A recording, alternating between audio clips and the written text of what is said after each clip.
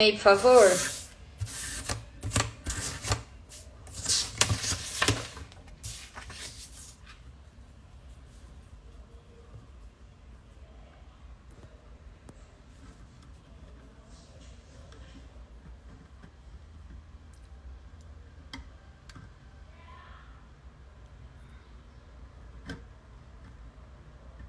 Oi, pessoal.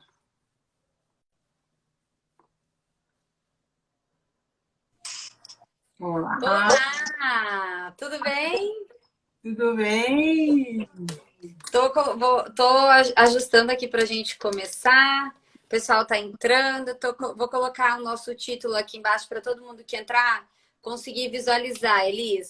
Se você quer enviar para alguém, pessoal também quem tá entrando, quer enviar, quer que alguém assista, só apertar nesse aviãozinho aqui embaixo e encaminhar que as pessoas vão receber a notificação, tá? É, Só um minutinho na relação.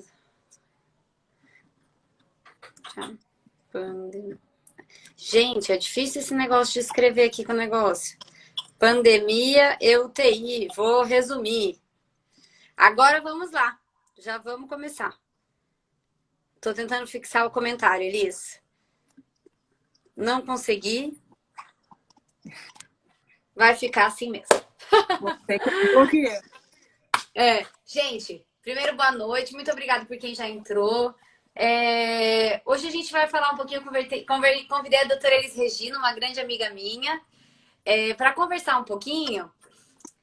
Para o pessoal que é aqui de Foz, a gente tem uma UTI ainda em visão de leitos separados para a Covid, vazia, graças a Deus. Então, a gente não tem muito essa realidade do que está acontecendo aí. Então, eu te convidei para você também trazer um pouquinho do que está acontecendo em São Paulo, que cai tanto na mídia, que as pessoas falam. E também para a gente conversar sobre o que mudou, as relações interpessoais, a rotina, a vida das pessoas realmente mudou durante essa pandemia. E talvez quem está no epicentro sentiu isso. Para a gente já foi uma mudança enorme, a gente estando em Foz do Iguaçu, uma cidade menor, com bem menos casos. Mas para vocês que estão em um local onde teve um número de casos assim exorbitante, isso com certeza afetou muito mais a rotina e o dia a dia, né? Eu queria apresentar para vocês a doutora Elis Regina, minha colega de faculdade, uma grande amiga, excelente profissional, tenho muito orgulho dessa minha amiga. E eu queria te agradecer por você vir conversar com a gente hoje. Obrigada, Sissota. Bom, não vou ficar te chamando de doutora Alissa, que vai ser... Mas é enorme, assim.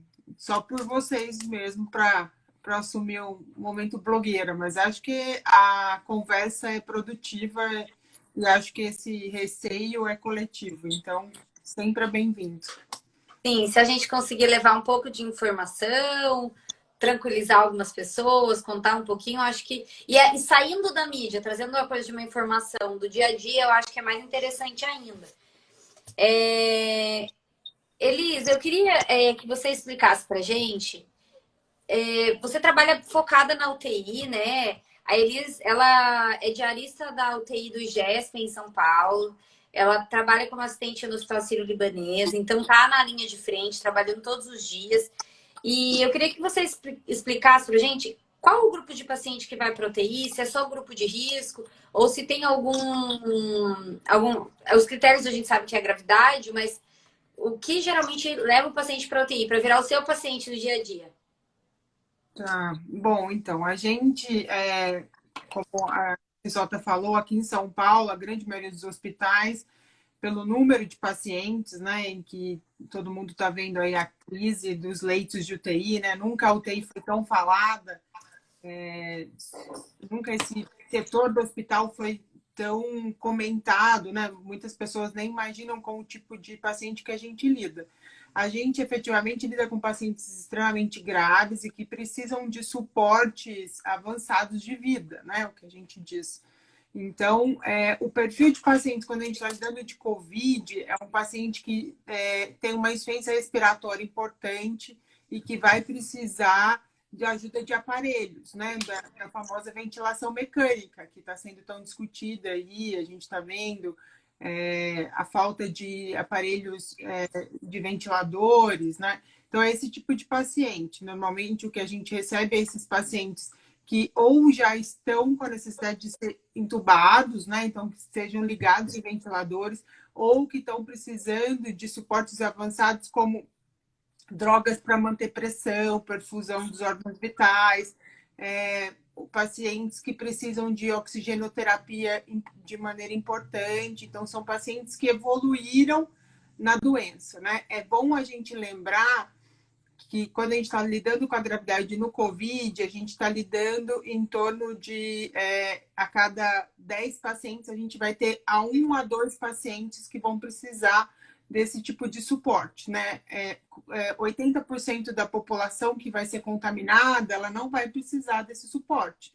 Porém, quando a gente fala de UTI, todo lugar no mundo, né? A gente não tem leitos de UTI, assim como a gente tem leitos de enfermaria, porque são suportes mais avançados e é onde fica o grande ouro do hospital, né? Onde a gente tem a maior tecnologia, os aparelhos para a gente manter um suporte que a gente diz de uma vida artificial, né? Então, a gente não tem um número, volume de leitos, mesmo aqui em São Paulo, onde a gente tem um volume quase igual de leitos, tanto de particular quanto a gente está lidando de sistema público, né? São Paulo, quando a gente diz na cidade de São Paulo, a gente tem um volume importante, mesmo assim, sendo um contingente de pessoas que necessitam menor, né? Quando a gente diz o número de contaminados, ainda é um volume muito alto de pacientes que precisam desse tipo de suporte.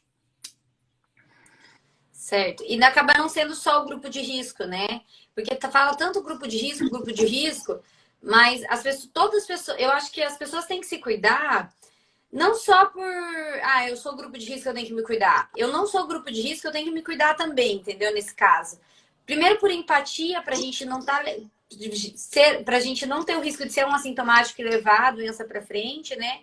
E também a pessoa que não é grupo de risco, ela também tem complicações. Na mídia, o que a gente viu aqui em São Paulo teve casos de pacientes jovens, né? Acho que menos de 40 anos, inclusive, que evoluíram para óbito com a doença. É claro, graças a Deus é a minoria, mas ela existe. Então, acho que o cuidado não é demais, nunca é demais, né?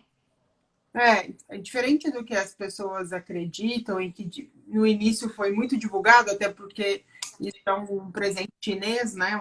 Um presente que a gente brinca que é um presente que ganhou da China. Todo mundo, todos nós médicos, principalmente nós intensivistas, escutamos algum conhecido falar assim: mas quando estava começando a pandemia, vocês falaram que ia ser só uma síndrome gripal. E agora, de repente, tem esse pânico, né? Na verdade, a China, em relação às complicações clínicas, veio muito vago, né? A gente, na verdade, herdou muito das complicações que a gente começou a ver na Europa, principalmente na Itália. E diferente do que se acreditam, que é só o grupo de risco, quer dizer, quando a gente fala grupo de risco, a primeira pessoa que vem na nossa cabeça são os idosos, né? As pessoas da terceira idade e pessoas de doenças crônicas, né? Os hipertensos, a gente sabe que tem um grande volume de estudos que mostram que pacientes homens hipertensos têm uma probabilidade de ter complicações maiores dentro da doença COVID, mas no Brasil a gente tem um perfil de pacientes jovens, né? Porque ninguém sabe direito, né? A carga viral, o sistema imunológico de cada paciente acaba tendo uma resposta muito peculiar. Então, a gente na UTI, isso é sempre um dilema diário, porque um VOVS de 70 anos evolui relativamente estável, enquanto um cara de 40 anos, a princípio, sem antecedentes, quer dizer, sem doenças prévias conhecidas, evolui de maneira muito ruim, né? Esse pulmão responde muito mal. A gente precisa lembrar que quando a gente fala de um quadro viral, por que o Covid é um processo tão difícil para a gente? Ele usa a gente como um parasita. Ele, no meio, ele não consegue se multiplicar. Então, ele usa o nosso órgão principal, no caso, o pulmão, para que ele consiga fazer essa replicação viral e, com isso, ele conseguir ganhar força, né? Então, a gente tem muitos casos, tá? De pacientes mais jovens. Lógico, quando a gente está lidando com um paciente mais jovem, a chance dele evoluir melhor é maior, né? Ele tem mais chances de conseguir sair de toda essa gravidade. mas são pacientes que têm, diferente de outras infecções, têm internações extremamente prolongadas, né? Que aí a gente volta de novo na questão de o quanto isso pode ter impacto dentro da saúde, o quanto, assim, ninguém aguenta mais falar sobre isso, sobre o quanto é importante o isolamento social, né? Mas tudo isso é um eixo, é uma engrenagem só. Se a gente, por algum motivo, a gente perde um pouco isso, a gente vai começar a perder o processo de tentar terminar o mais rápido possível essa pandemia, né? Já que essa é a nossa grande angústia. A gente não consegue parar essa multiplicação do vírus, ele está sempre ativo, né? Então, só o isolamento social não é o suficiente, por isso máscara para todos, os cuidados de higiene, eu acho que isso mudou. A gente, às vezes, quando vem de um hospital, né? Ou às vezes a gente atende alguma coisa de infectologia, tudo chega em casa já pensa que aquela roupa vai para lavar. É um pensamento, às vezes, do profissional da saúde. Mas é interessante ver agora que as pessoas que não são profissional da saúde ou que não tinham essa preocupação por não ter o contato, elas ficaram muito chocadas com ter essas mudanças. Então quer dizer que eu usei a roupa, eu tenho que lavar todo dia. Eu vou deixar meu sapato do lado de fora de casa. A mudança na nossa rotina foi muito grande. Eu acho que os profissionais... Eu sou grupo de risco, né? Você sabe. Então, eu tomei todos os cuidados e a minha rotina mudou absurdamente. Mesmo conhecendo algumas táticas dessas por outras doenças, na nossa vida mudou. Eu fico imaginando quanto nas pessoas que não tinham isso como hábito, o tanto que isso não afetou a rotina diária. E às vezes eu recebo perguntas assim, mas funciona mesmo se eu botar para lavar? É verdade que fica na roupa? Eu acho que isso é uma coisa que a gente hoje, isso a gente sabe que fica, que está transmitindo. Senão a doença não estaria ainda em crescimento, né? Aumentando o número de casos. O isolamento mostra, eu acho que deu tempo de muitos lugares se prepararem. E como a gente recebeu, acho que a doença um pouquinho mais tarde do que os outros países, a gente pode se preparar um pouquinho mais. Mas eu não sei se você tem notícias lá do Norte, Nordeste. Eu recebi algumas notícias de colegas, né, que lá eles já estão quase sem leitos. Aí em São Paulo vocês ainda têm um pouco de leitos, né, de UTI. A gente tem, eu não tenho informações dessa semana, a gente tinha em torno de 60, 70% dos leitos ocupados no estado de São Paulo, que é bastante, né? É bastante. Quando a gente está lidando com um quadro de uma pandemia, eu acho que isso é novo para todo mundo, até para nós, profissionais de saúde, né? Até porque a gente não vivia isolados um dos outros, né? A questão do contato físico, né? A questão de quanto você tem que tomar cuidado com a lavagem das mãos. Eu brinco que pela primeira vez na vida a gente percebe o quanto que a gente coloca a mão no rosto, né? Porque agora, no processo de pandemia, a gente sabe que a maior transmissibilidade é você ter contato, né? Com as gotículas, então com outra pessoa contaminada ou superfícies que estejam contaminadas e levar isso para suas vias aéreas, né? Lembrando que a gente sabe que a contaminação por ambientes é muito menor do que você por gotículas, né? Mas para a gente é muito assustador você ter que racionalizar os seus movimentos, né? A sua higiene, né? Você tem como profissional essa questão de lavagem de mãos, mas não é uma coisa que é a cada movimento que você faça. E dentro da UTI, lógico, a gente já tem a questão da paramentação dos isolamentos de contato, né? Quando a gente tem outros casos respiratórios, né? De doenças que tem risco, sei lá, uma tuberculose, uma meningite, a gente já usa algum tipo de procedimento, mas não como agora, né?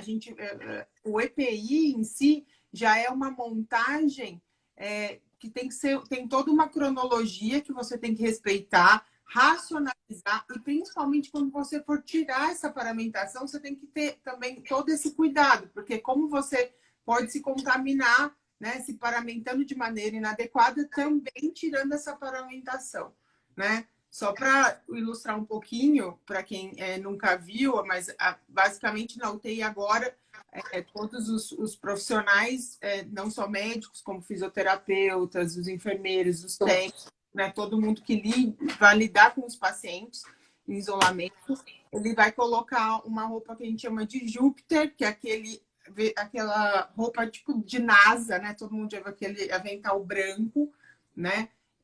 Depois você vai usar gorro, né? Vai usar o capote por cima, que é aquele avental impermeável quando você vai fazer procedimento, óculos de procedimento, a máscara 95, o propé nos pés, luvas nas mãos, e depois, quando você for fazer algum outro procedimento, aquela full face, que é aquela famosa de Face shield. concentração. Isso, face shield, né? Então, imagina você ficar 12 horas de um plantão vestido dessa maneira, né? A cada vez que você... Eu não conseguiria. É, Eu fico e boto face shield, tiro a máscara, põe máscara, tomo todo cuidado, mas eu não sei como vocês conseguem, porque no plantão eu tenho que me cobrar o tempo inteiro. os meninos têm, na nossa equipe, tendo muita lesão de nariz, né? Porque a máscara N95 marca muito, então todo mundo está usando umas lâminas de silicone, né?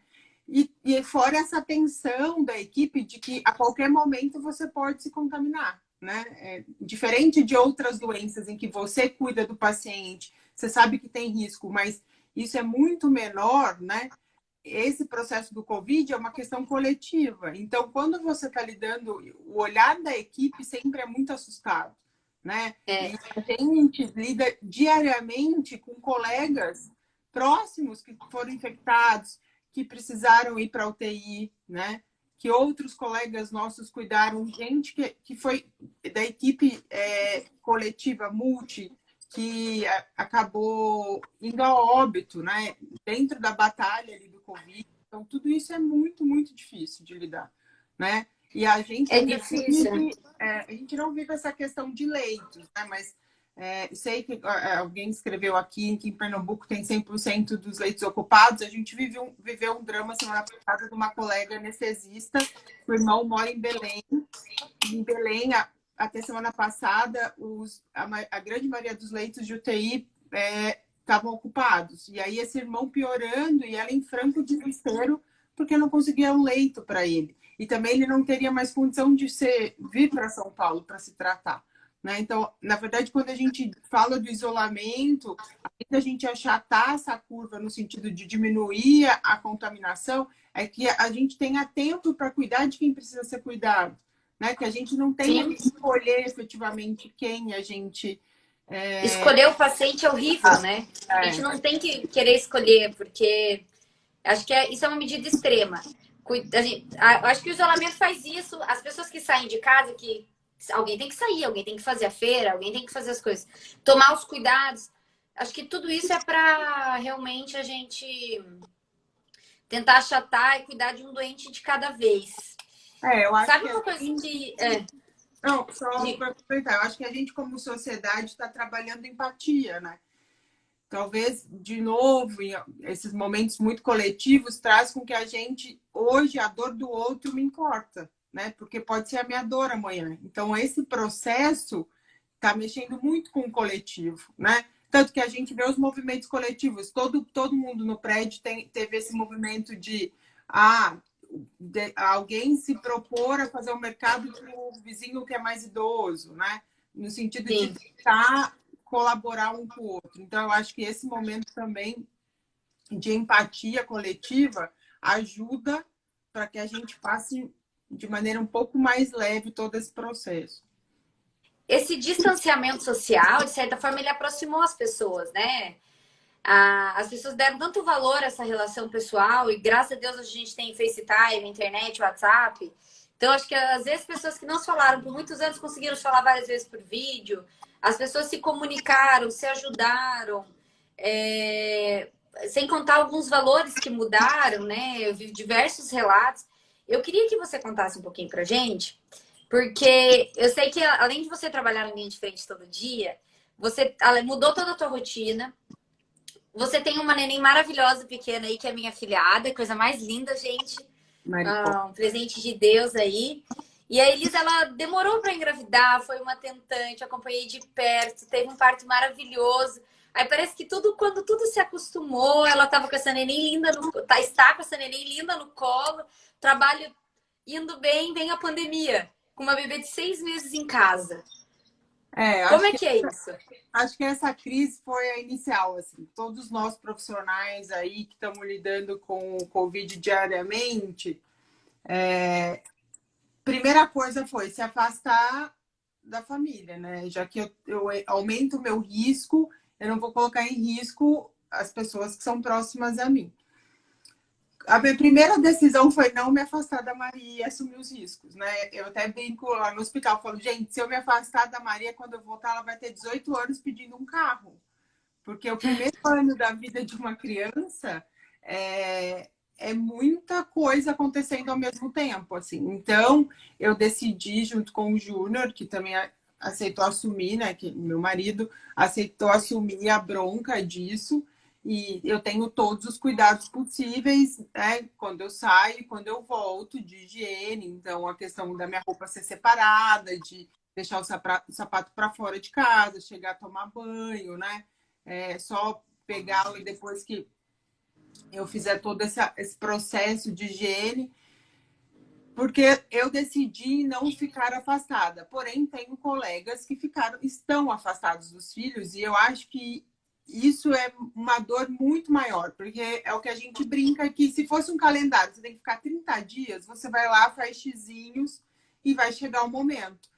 E não é. Até quando a gente vai ficar assim? Até falei com a Cissota hoje que o chefe da CCH do hospital, que sempre tem prazos, ele é um cara, aqueles caras de prazos, assim. E virei para ele e falei, doutor, e aí, qual é o próximo prazo? Quando que a gente provavelmente vai diminuir, né, essa curva? Nesse momento, os estudos mostram que a gente está numa curva ascendente, podendo estar caminhando para o pico, né, do surto. E aí ele virou e falou assim, Elis, todos os protocolos que a gente achou, existia um protocolo de Singapura que acreditava que 5 de junho a gente começava a ter a primeira queda, julho e agosto a gente já teria muito menos casos, se perdeu. Então ninguém sabe fazer projeções. Você não tem projeção de quando você vai poder voltar para sua casa, né? De voltar para os seus. Porque a questão que a gente está discutindo agora, igual a Scott falou, né? A gente ainda tem a questão da internet, desse contato, mas acho que nunca a gente pensou que a nossa rotina é tão importante, né? Que a gente é um bicho sociável, que você precisa socializar, que você precisa sair, que você precisa encontrar gente, que você precisa ter uma rotina. Essa coisa de ficar trancado dentro de casa, não por uma opção, mas por uma necessidade, tá levando as pessoas a um colapso mental. Tem gente que está sentindo, todos nós estamos sentindo de algum jeito, mas cada um na sua intensidade. Tanto que quando você vê os estudos sobre a pandemia, eles acreditam que a gente vai ter 4 tipos de... Ô, Lelo. Uhum. Tipos Eis de... que surge. A gente vai ter 4 tipos Saudade, Léo. de crise. Então, a gente já teve a primeira crise, que é o aumento de casos. Depois, a gente está vivendo a segunda crise, que é a questão de números de leitos dentro dos hospitais, né? Que a gente tem uma dificuldade de ter o número de leitos adequados. Depois, a terceira crise, que a gente aqui em São Paulo está começando a sentir, quem trabalha nos hospitais, os pacientes crônicos estão começando a descompensar, né? Porque aquele paciente que faz acompanhamento, que perde o ambulatório, que tem medo de ir para o hospital, já não está se sentindo bem, e vai ficando até ele se descompensar. E a quarta crise que eles acreditam é que a gente vai ter um aumento de de doenças mentais, né? Porque a gente tem uma tendência a ter um processo depressivo, né? Acreditam que o número de pode aumentar, então tudo isso é muito, muito grave. Então, ao mesmo tempo que isso está mostrando para a gente, realmente, eu estava lendo algumas coisas sobre a questão mais da psicologia em relação a isso, né? E aí uma das perguntas é: quem vai ser a primeira pessoa que você vai abraçar? E é isso, porque quando você começa a pensar, nós estamos voltando para o básico, que é um abraço, um aperto de mão, né?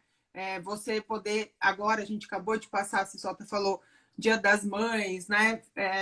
Ontem teve um significado diferente. De repente, só o fato de você poder estar com o seu filho, né? Quantas mães não puderam estar ou não vão poder estar mais por conta do Covid, isso já é um privilégio, né? Então, a gente realmente, não é uma questão de resiliência, porque a gente não vai voltar à nossa vida como era antes, né? O E não vai normal ser assim, agora tá todo mundo liberado. Vida é, normal. e o normal e o comum vai ser diferente, né? A gente vai aprender a viver de maneira diferente. Isso é fato. O que a gente vai aprender como humanidade, eu não sei, assim, eu não tenho tantas esperanças, mas eu acho que a gente pode melhorar, né? Eu acho que é um momento de. Sempre. Eu acho que obrigatoriamente a gente está vivendo autoconhecimento, assim. Você ter que ficar trancado, lidar com as suas emoções, com as suas expectativas, né? Que a gente não está conseguindo fazer projeções. Quem que consegue fazer uma projeção sobre sua vida agora? Né? A gente não consegue. Então, você ter que lidar e conseguir achar o equilíbrio nisso tudo, tá bem difícil, né? E é isso que a Carlinha tá falando ali, como é viver diferente. A gente está vivendo diferente mesmo, assim.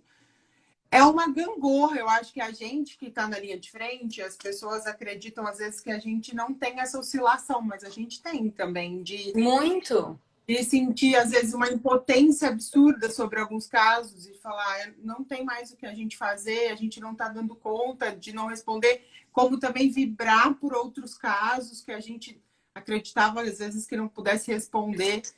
Diferente do dia a dia, as pessoas acreditam só pelo fato de a gente ter menos convívio com as famílias, que a gente acaba tendo um distanciamento e ao contrário, a gente acaba entrando muito mais na casa desses pacientes e na história desses pacientes, né? Então, Como é a visita, Elis, da UTI agora? Porque eu sei que as rotinas todas mudaram. Se o paciente está na UTI, como vocês têm esse relacionamento com a família?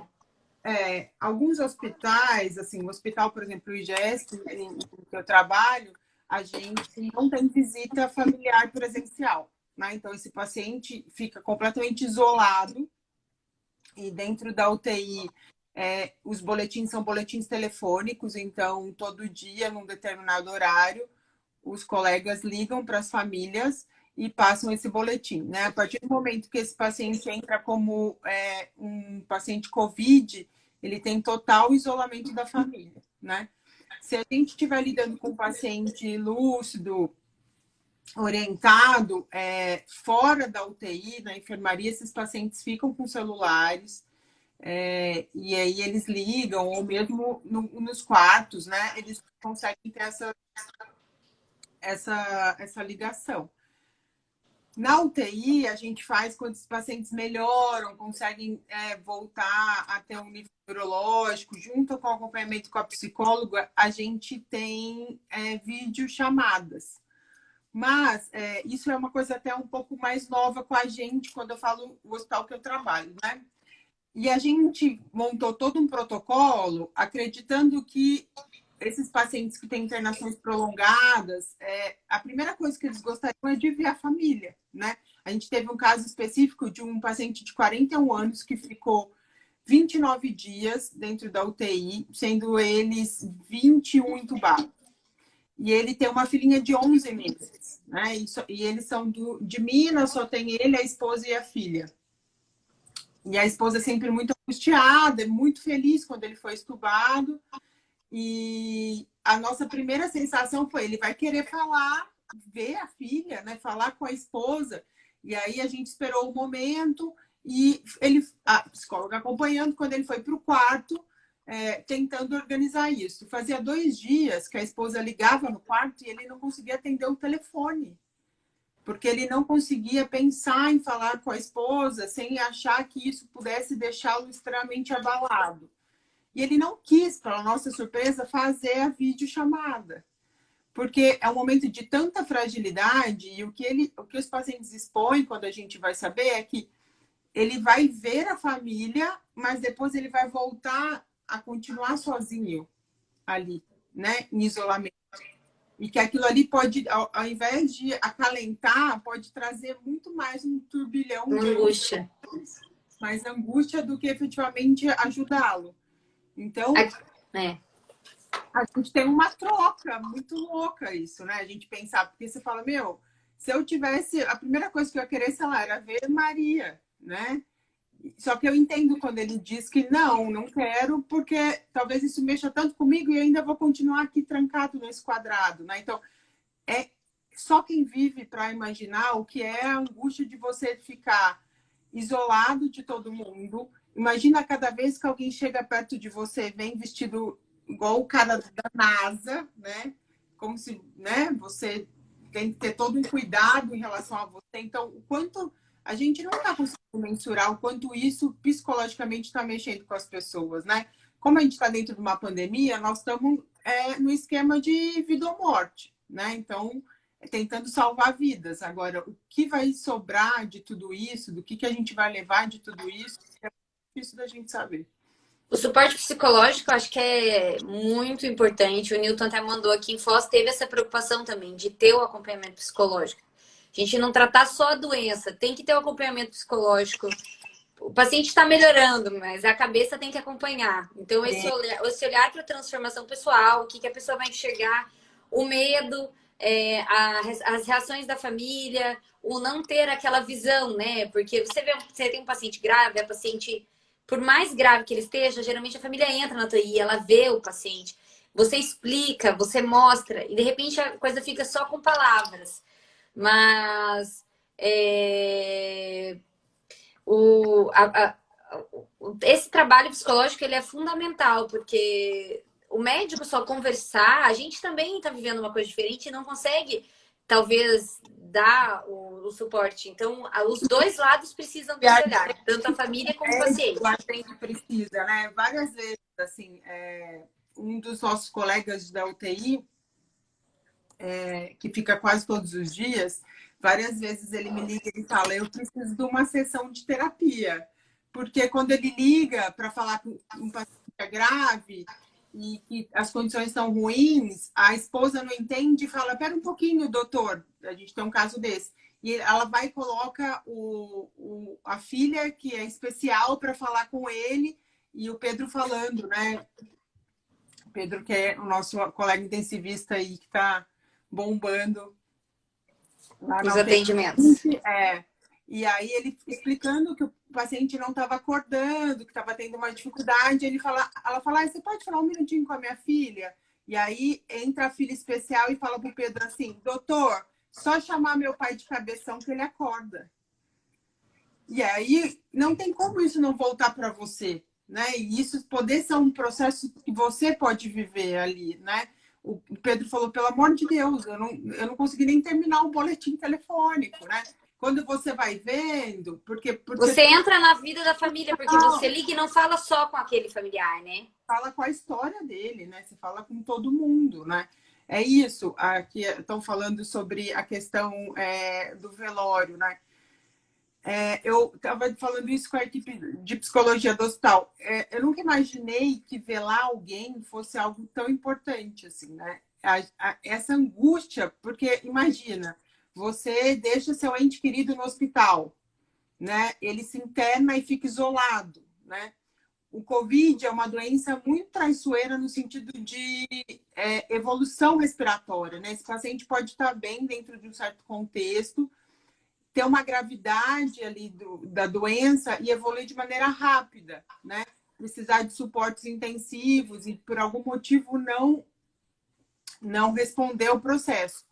Quando isso se termina, não existiu um adeus, né? Não existiu um último contato e não vai existir uma despedida, porque esse caixão, pelo contexto da pandemia, é lacrado e aqui em São Paulo, por exemplo, não existe nenhum tempo mais de velório, né? Por uma necessidade de aumento de número de óbitos. Até eu peguei uns dados aqui, no Brasil agora, no Ministério da Saúde, a gente tem 168.331 casos confirmados, 11.519 mortes, né?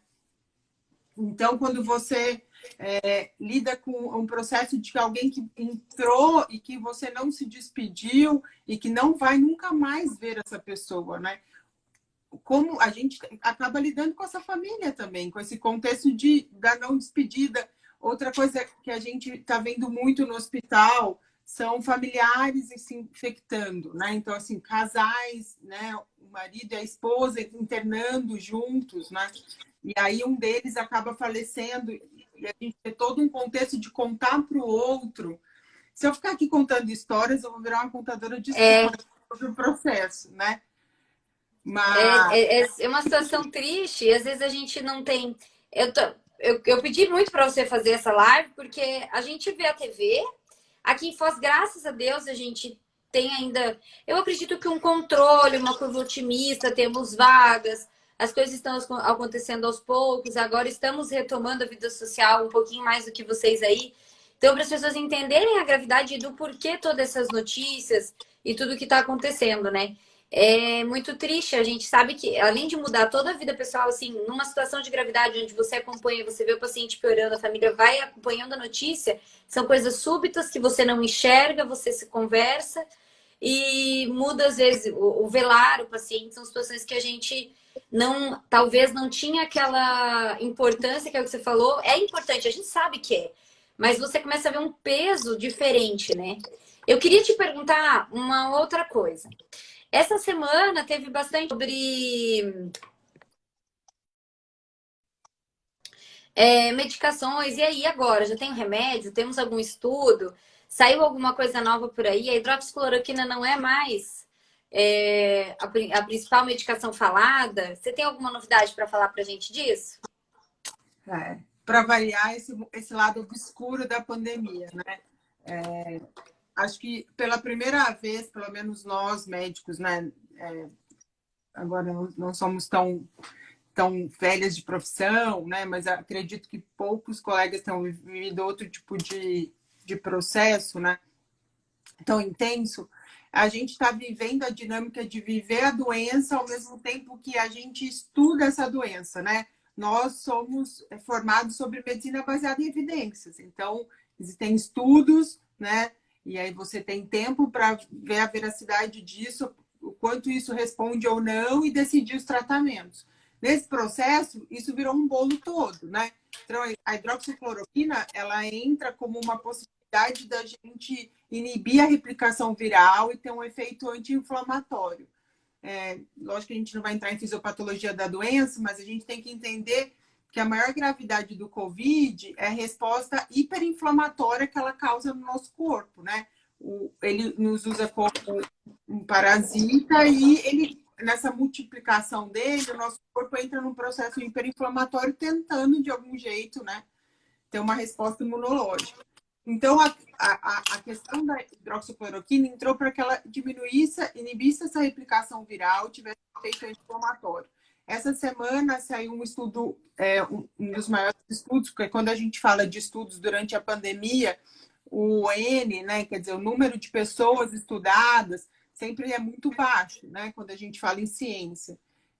Um parêntese, eu acho que, novamente, a ciência vem para provar que ela tem o seu valor quando a gente lida com sociedade, né? Acho que por um período aí de história ficou como se todos esses estudos fossem algo secundário, né? Principalmente aqui no Brasil, a qual a gente tem um presidente que, desde o começo do processo, é um cara que nunca mostrou grandes perspectivas em ajudar essa área de ciência, né, de estudos, mas falando desse estudo, existe um estudo da Universidade de Colômbia que mostrou que o uso da hidroxicloroquina nesses pacientes com Covid não diminuíram a mortalidade e nem o risco de complicações, né? Isso não quer dizer que efetivamente a hidroxicloroquina não tem efeito, porque isso é um estudo mesmo sendo grande, mas que é um estudo isolado em relação a outros estudos e a outros N's mesmo menores que mostraram alguma resposta. Das medicações que a gente tem, porque assim, é até um pouco fadigante quando a gente fala de Covid, porque a cada 48 horas alguém consegue ter uma outra vertente sobre a fisiopatologia. Então, hoje em É dia, muita informação e pouca coisa com peso que a gente fala, isso é, aqui que vai dar certo, né? tanto que todo mundo está fazendo a grande maioria das coisas, né? A gente sabe hoje que tem um grupo de estudos que mostram que essa doença tem um fator trombogênico importante, então esses pacientes são anticoagulados, né? Para diminuir a formação de trombos. É, a gente, como um grande processo, a gente.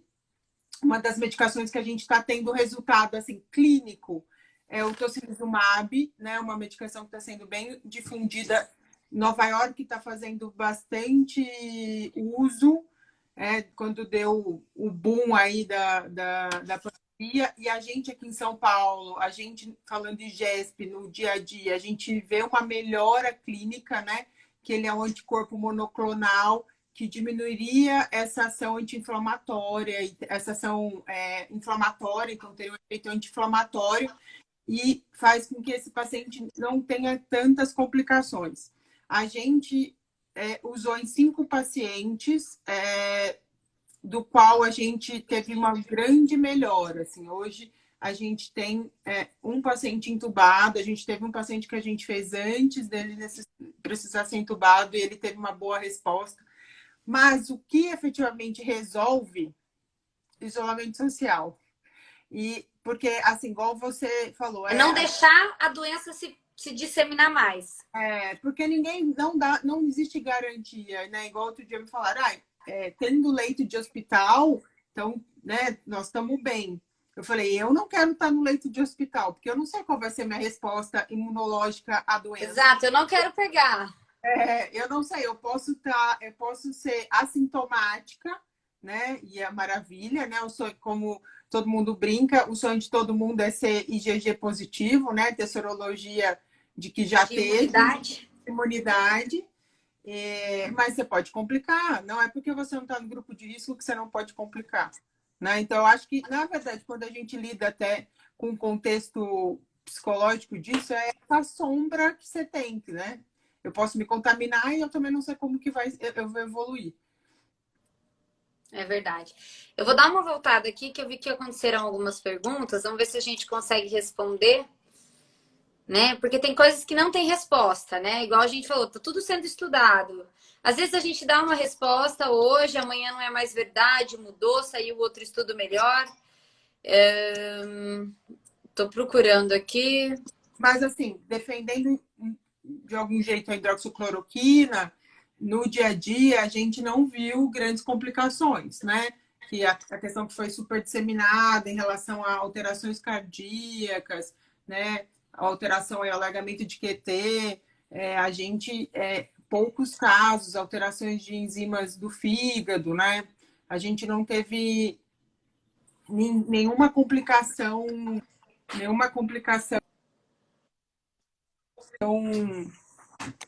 Da grave, medicação. né? Consequência. Bova, saudade.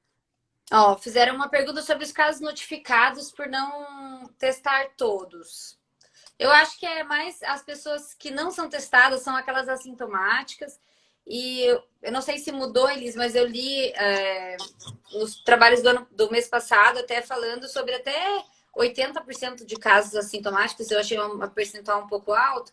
Mas essas pessoas subnotificadas, que a gente não sabe que estão doentes, são as pessoas que acabam levando o vírus para frente. Por isso o isolamento, por isso todos os cuidados para você não pegar, não colocar a mão no rosto. Uma paciente me fez uma pergunta assim, que eu achei. A forma que ela perguntou, eu não vou lembrar as palavras, mas foi assim, tá, então como é que a gente vai matar todos eles? Aí eu falei, a gente tem que fazer com que eles morram. Então você tem que pensar que ele não tem a casa que ele precisa que a gente para sobreviver, para se alimentar e tudo mais. Mas ele. E daí, com o tempo, ele vai morrer. Então, na verdade, a gente quer que esses vírus que estão passando por aí, que eles fiquem por aí e não se tornem mais infecciosos, contagiantes. A gente tem casos subnotificados, com toda certeza. Os especialistas acreditam que a gente já esteja perto de 1 milhão de infectados, né? A gente tem aqui em torno de 168 mil confirmados, até porque pela questão dos testes, né? Tanto que uma das ideias, quando a gente fala de isolamento vertical, que é uma tentativa do governo, lembrando que nenhum lugar do mundo conseguiu fazer, é que você, na tentativa de deixar só o grupo de risco, né, fechadinho e liberar o resto da população, é que você tem o maior número de pessoas testadas, né? Então, quando a gente está lidando com números de casos, se acreditam que a gente já tenha números muito elevados, né?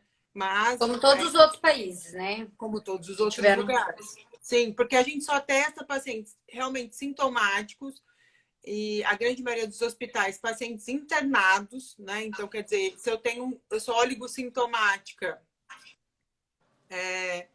e aí vou para casa, normalmente eu não sou testado. E sim, igual eu estou escrevendo aqui, o valor, o PCR, né, que é o swabzinho, ele tem um valor preditivo negativo, ele tem um valor preditivo Não é negativo alto. 100%, né?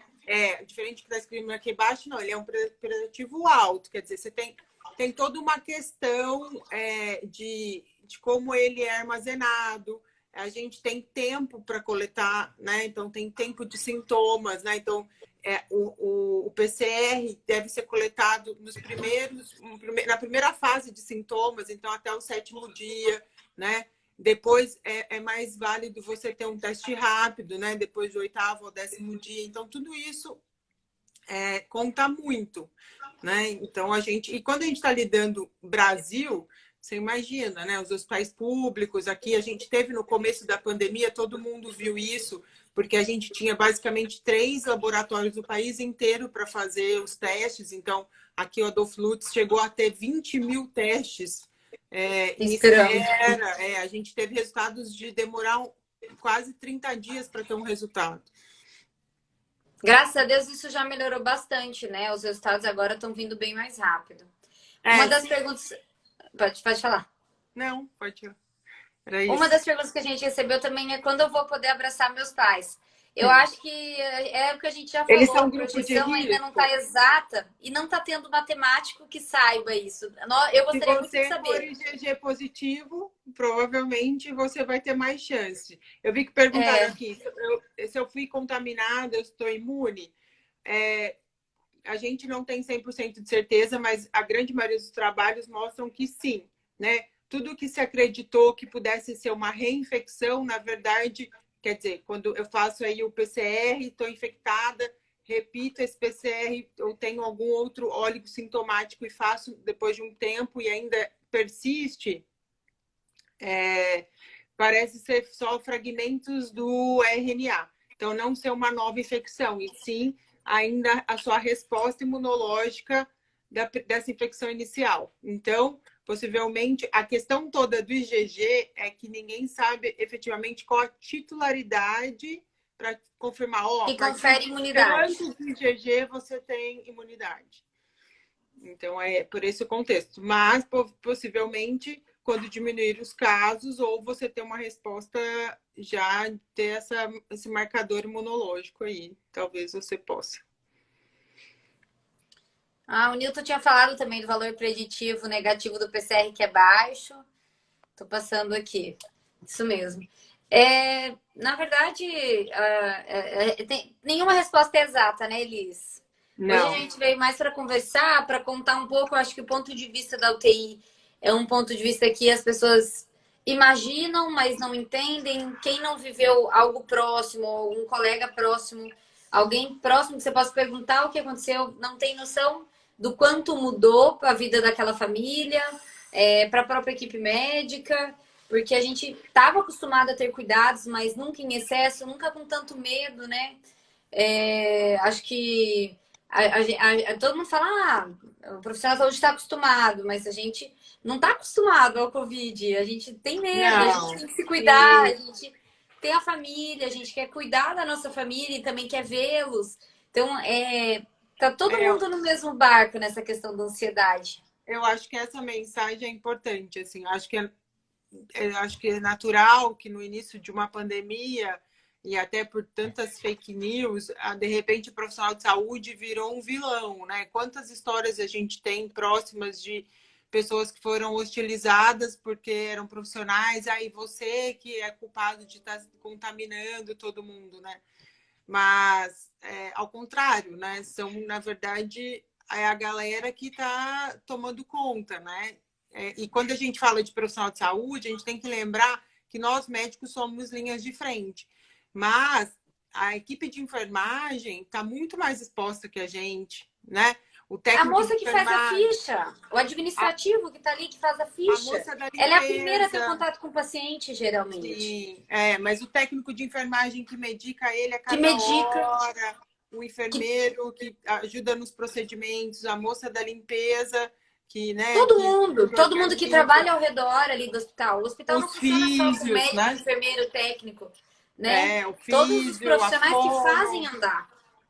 Então, a gente, assim, eu, na verdade, meu eterno respeito, eu sou uma pessoa, sou uma médica extremamente ligada à equipe multi. Eu acho que assim, a UTI é um ambiente onde a equipe multi precisa funcionar, caminhar junto, né? Então, todos esses sucessos de caso ali nas nossas UTIs mostram que isso é equipe multi, né? Então, o físio, a fono, o técnico de enfermagem, a enfermeira, a moça da limpeza, a escriturária, todo mundo tem da mesma engrenagem e vibrando por cada vida que a gente consegue salvar ali, né? Então, isso, querendo sempre voltar para casa, querendo sempre estar com os seus, ter saúde, né? Porque a gente, eu acho que é ser guerreiro quem vai lá, veste a camisa e assume a bronca de aumentar seu risco, né? Tanto que os profissionais de saúde, quando se infectam, são muito mais graves, porque estão lidando com uma carga viral muito maior, né? Então, a gente tem que sim respeitá-los. Eu acho que lógico que só tem as palmas que vieram para os profissionais são sim reconhecimento, mas talvez que a gente aproveite esse momento para poder valorizar um pouco mais esses profissionais de saúde, né? A gente tem muita tendência de, quando a gente fala de profissional, sempre focar no médico, né? Mas a gente tem todo esse pessoal que, se eles não O estiverem lá, a médico gente não é sozinho não faz nada. nada, a gente precisa de equipe. Total, Equipe é total. tudo. Então, meu coração sempre para ele, sempre. Elisa, acho que a gente abordou quase todos os temas que a gente queria conversar, conseguiu responder as perguntas, conversou bastante. Pessoal, essa live vai ficar gravada por 24 horas.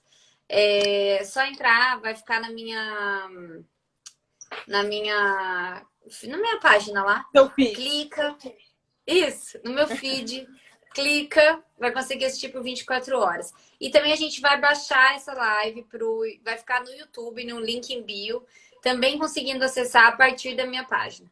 Tá certo? Amiga, não tem como agradecer por você ter dado esse tempo, por você vir conversar sobre o seu dia a dia aqui, contar um pouquinho mais, pela atenção, por tudo. Muito, muito obrigada. Não, obrigada eu por a oportunidade de dividir algo tão singular. E foi ótimo. Obrigada. Um beijo para Gente, todo mundo. um beijo para todos, fiquem com Deus, obrigada por participar. E se Um cuidem, mantenham abraço. Estamos com isolamento. saudades, Estamos com É... saudades dos abraços. E vamos, quando a gente souber quando acaba, quem sabe a gente não faz uma live para contar coisas mais exatas, né?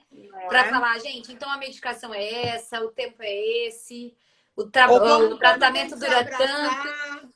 Liberado Tudo dos abraços. liberado. Vamos abraçar todo mundo, vamos dar as mãos novamente, vamos voltar para o nosso dia a dia normal. Assim que a gente tiver essa resposta, vamos fazer questão de vir contar para vocês. Combinado. Tá joia? Beijo.